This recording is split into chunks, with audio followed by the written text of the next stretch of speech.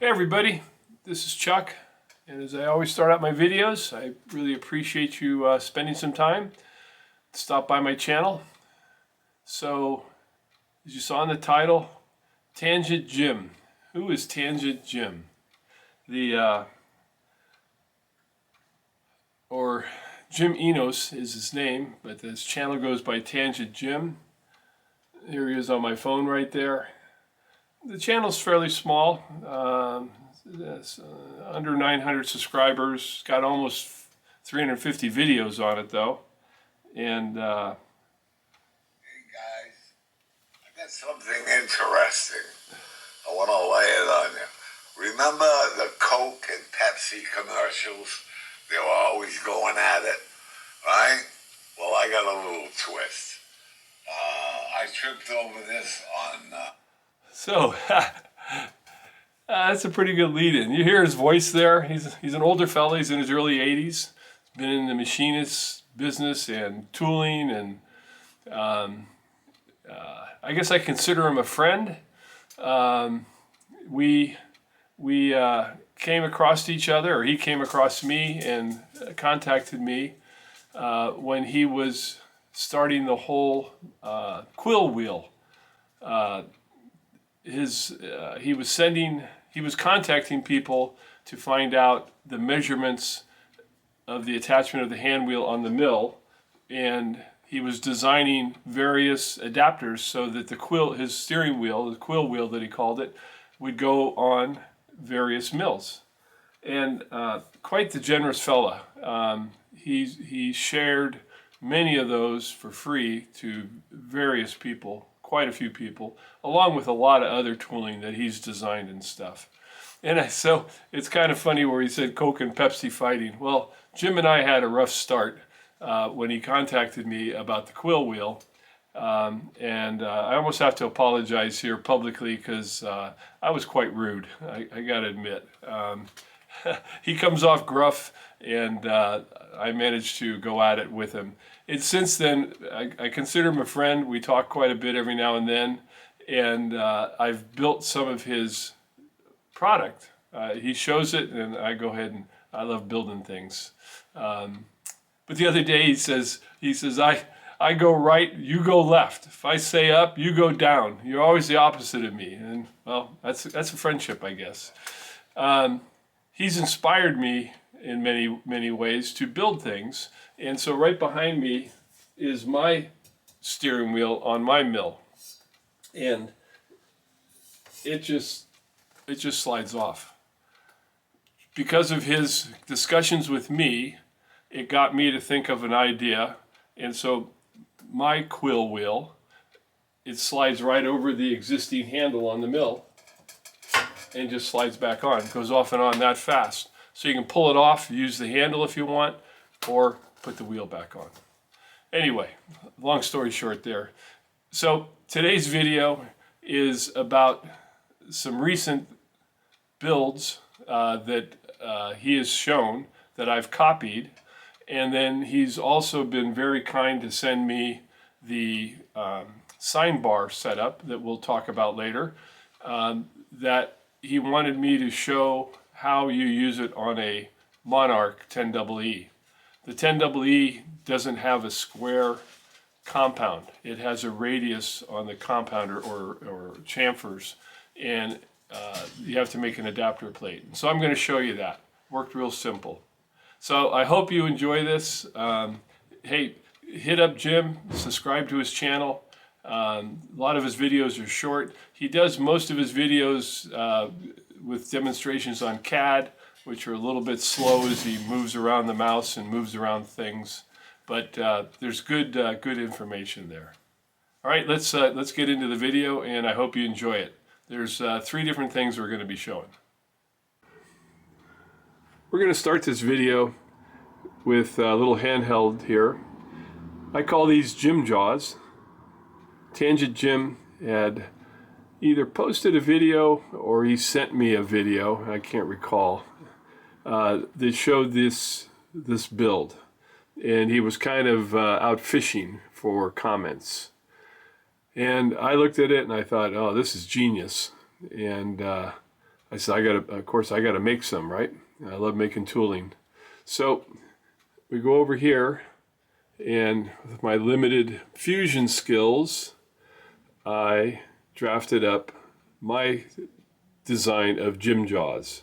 You can see where he had one central magnet. I was going with 2 magnets. And the reason I was going with 2 magnets is because I have those magnets. That was the prime reason of it. So from there, we're going to go over to the lathe, and I'm going to take you through the various renditions of building my Jim Jaws. And it started out with 3D prints. These are 3D prints. I love having a 3D printer. So let's go over to the lathe and we'll start discussing it. Okay, well, we're over at the lathe. This is my Clausine lathe. It's a 3-jaw chuck here. It's a buck chuck. I made them for this lathe. I didn't make them for my Monarch. I typically use a 6-jaw in there.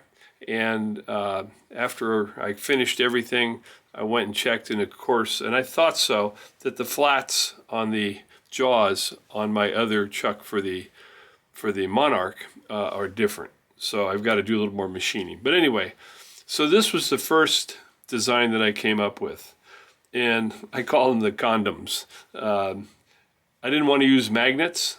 These are 3D printed, and so they basically just tap right onto the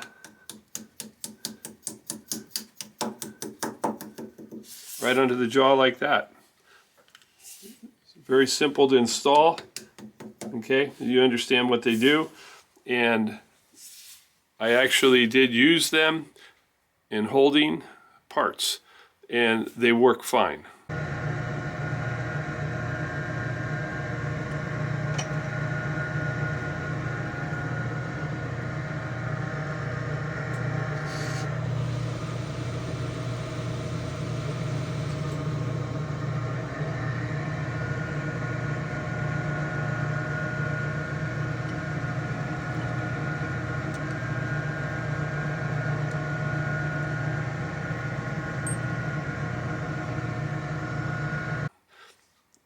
These, I made 2 sets. So these were, I'm gonna have to get a screwdriver to get it off.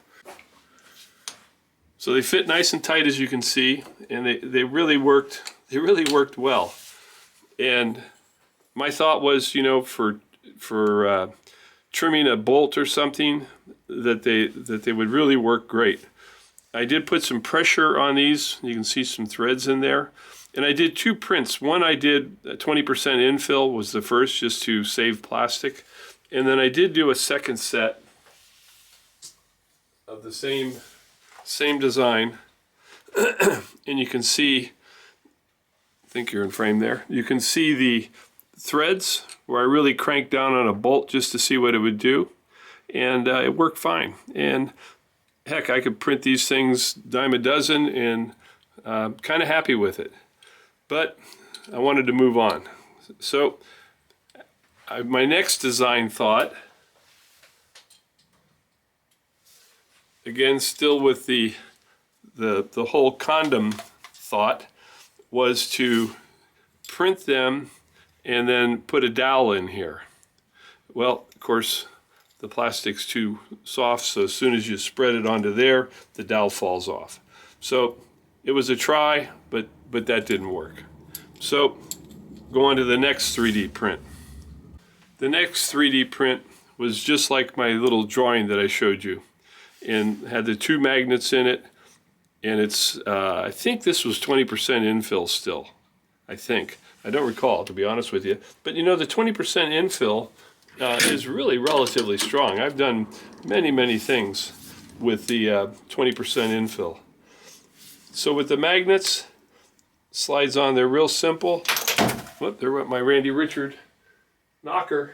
And where these shine, and I'm doing an oversized bolt here, is, of course, if you tried to hold this in the chuck, she's going to walk all over the place.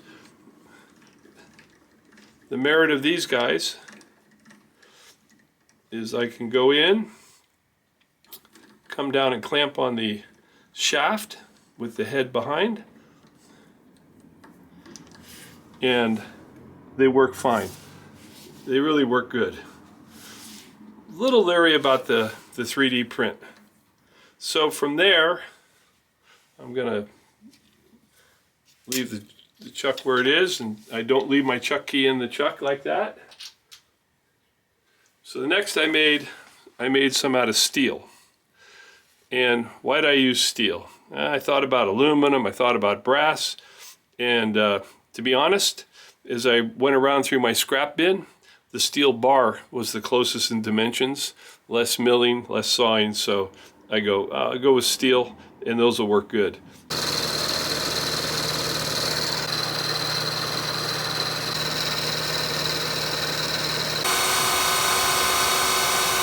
You might be able to see there little marks of threads where I've clamped down hard on a bolt. But again, these with the magnets, and I went with a single magnet. Why? Because that's what I had, and simpler to drill one hole than to lay out two, right? So this guy works great. We'll put this guy back in there, and I will fire up the machine. And we will see how concentric this guy runs. Give it a tighten down, chuck the keys out. Let me hit the go button here. And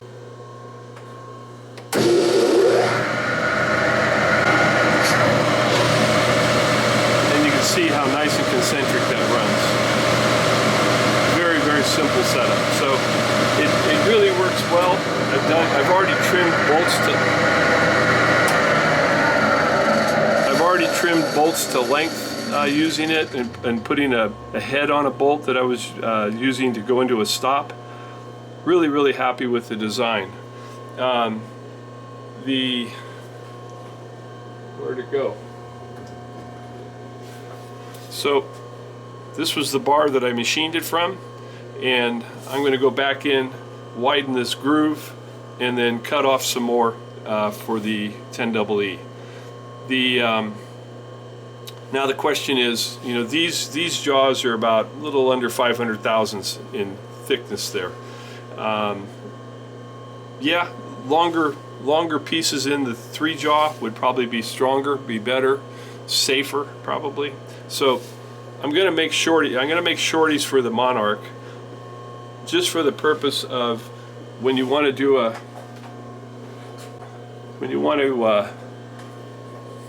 put something like this in there. Again, you can't hold it in the 3 jaw, but you can definitely put it in there with the head right behind, and you can machine the front of that screw. So Jim jaws, I'm really happy with them.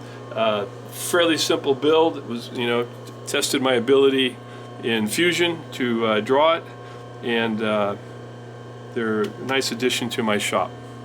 Jim, in his drawing, did show a stop on his jaws, so that when you pressed them in, they would stop at a certain spot. They would click to the same place. I don't know that it's necessary. Time will tell as I use them, but visually, just to line them up at the front of the chuck seems to work okay. All right, let's move on to the next Tangent Jim item I wanted to share with you. We're over here at the Monarch 10EE, and my next item I want to talk about that Jim showed was multi-axis indicator position. I think that's what he called it. Again, I saw it and I said, I got to build it. I think we all have in our arsenal where we've taken a block and it sits in a tool holder, and we've bolted an indicator to it. So we could come over here and find center, or find concentricity on a part that's in the chuck. Yeah, I've had this for years and used it, and very, very happy with it. Well, Jim's idea. I got something in the way here. Get to it. Jim's idea. Let me make sure I can. You can see here. So it's a similar setup. Goes in the tool holder, but it's got a knob underneath it. So now this indicator can point in any direction that it needs to. It's a pretty slick idea, I gotta tell you. So you can point towards the chuck if you want to check something in the chuck for concentricity or for squareness to the chuck. You can go 90 degrees to the bedways, and now you're going to check something that's running concentric, and you can turn it towards the tailstock. It's that quick. Just undo the knob, tighten it, boom, boom, boom, move it. Just too slick of an idea. Too simple of an idea. And I always say this saying, simple, smart. Now, part of Jim's adventure and design of this is that he's done a video on it where he's making an adapter to go on the tailstock. So now he'll have an adapter here where you can preload that indicator for checking depths, like if you're drilling deep on a part. For myself, I mounted I think it's here in the pit frame. Is it in the frame? I mounted is it there? Yeah. I mounted a caliper, and so, you know, all I gotta do is press on, I go to 0, I can 0 at any time, and it works fine. So I'm real happy with the setup here. It was an interesting one trying to figure out how to mount it to the 10EE since it's all rounded. But it works, it's worked fantastic. So anyway, I wanted to share this with you. It's a simple build, it's a great idea, and we'll go on to another one of Jim's products that I want to discuss and share with you. Okay, the next item I want to share with you from Jim. Jim sent this to me, and he wanted me to discuss about using this product on the 10EE. The 10EE poses a problem for this product since the compound is not a rectangle. It has this sculpted sides on it. So the lathe compound Sine Bar, you guys have probably seen it, right? It's a heck of a product, and all of the information that he provides, we'll talk about that. And it's designed, it's got really heavy duty magnets, and it's designed to sit down onto the compound, and then of course if it's rectangular, now you have something to indicate off of. Well, it doesn't work on here. With that said, I got to digress for a second. You know, Jim showed something, I went, Mr. 3D print. So I 3D printed this. It sits against the flat of the compound, has a bed, has a 90-degree fence to it. Now the Sine Bar, a regular Sine Bar, can sit on here, and you can do stacks. It's out of plastic. It's actually relatively true. May make one out of steel. I don't know. We'll talk about that. But so how do you use his product on the Monarch? The simple setup is you take a plate and put it into your. Did I get it in there? You can get it in the T slot. Come on. There we go. So the first thing you do is, of course, you want to indicate your compound 90 degrees or parallel with your bedways, right? That's the first thing you have to do. You have to check this and make sure that as you extend your compound is running true on the dovetails. I've done this on my machine, and it's good. Okay. Okay, we're back. I switched my compound now, so it's parallel in line with the bedways. We've indicated this, and it's turning 0, 0 as you extend the compound. next thing you do is you put a plate on here that has a nice edge, and again with an indicator you're going to get this set up so it's running 0, 0. Very simple. Actually very quick. My first thought was, wants to do this. Very quick. I'm just tightening it down just for an example here. You tighten the plate down just like that. Now, this guy sits on here, and you can put your stack bar in there, and of course move your compound to get your desired angle. Very simple, and it works very well. This product works very well on the Monarch lathe. Very, very simple setup. You could even go a little crazier with this. I haven't done it yet, just a function of time. Could indicate this face to this face. I'm betting it's pretty much a true 90 degree.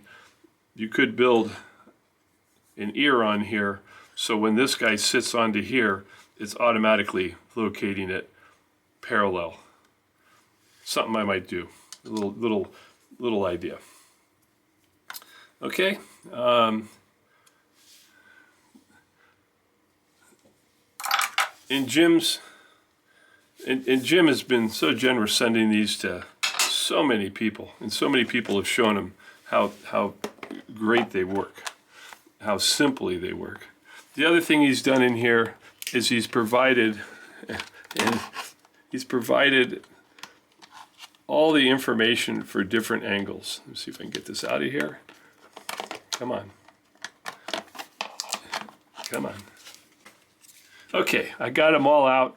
He does give plastic jack screws for jacking the unit off of the top of the compound, but he's done all the homework for us. Drill chuck taper in a lathe. How to use the Sine Bar gives you all the dimensions. Jarno tapers, Jacob tapers, Morris tapers, Brown and Sharp tapers. I mean, there's a lot of effort here. He has all the different Sine Bars 3 through 6. I got to be honest. When he showed these on his video, of course, I snapshotted all of them and I photoshopped them and had them. But it's so nice that he's put them to size. They're legible and they're in the vinyl wrapper. They're a lot of effort. It's just a great tool. So let's see if I can't do a little setup here. You might want to take a screenshot of this. This is information from Joe Pye,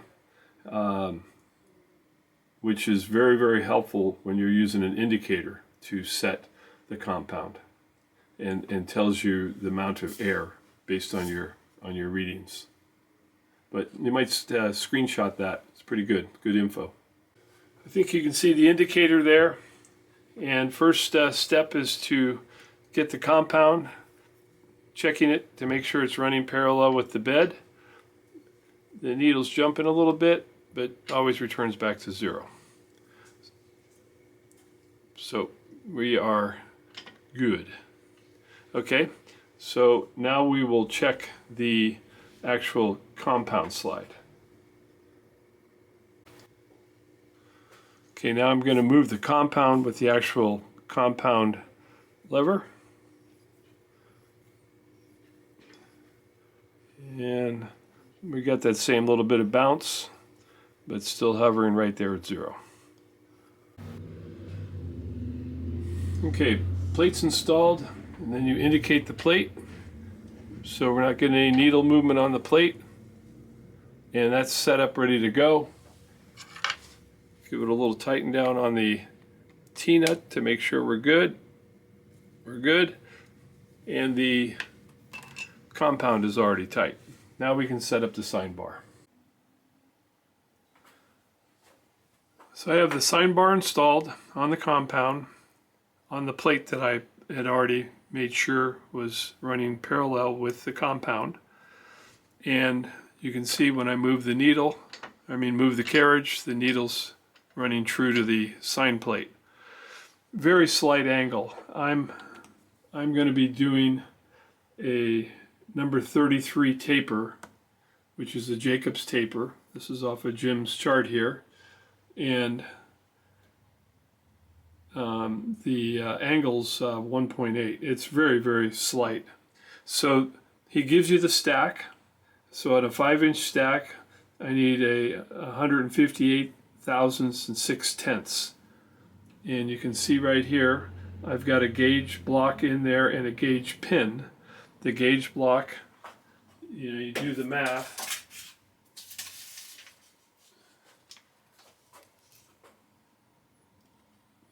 $158.6. The gauge block is 100 thousandths and 6/10.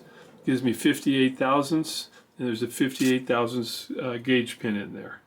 Now, if you didn't have the gauge blocks and the gauge pins, you can look at what the closest drill is to that, because it's a very small amount there. And I think I looked at it, the number 29. Let me look at it again here.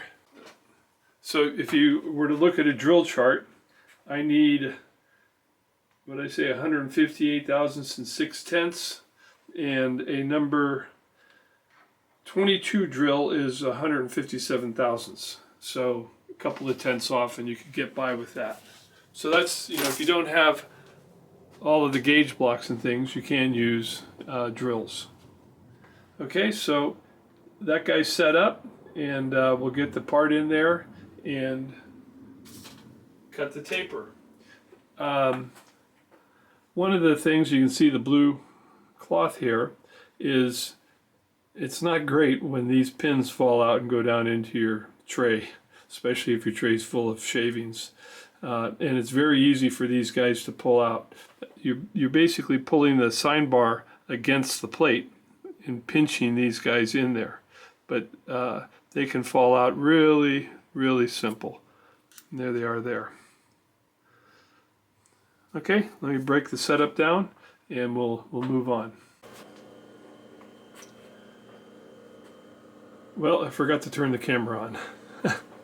But I cut the taper, blued it up, and here's the chuck, and went ahead and spun it in the chuck there, and just a nice, really nice fit. It's an older chuck here, so that's going to work out well. I'm going to actually set this guy in place, and then I'm going to put the chuck in the lathe, and I'm going to turn this stem down so it's concentric. I'm going to go to 3/8, because I'm going to end up using it on my small mill over here, and that's where I'm planning on putting this chuck.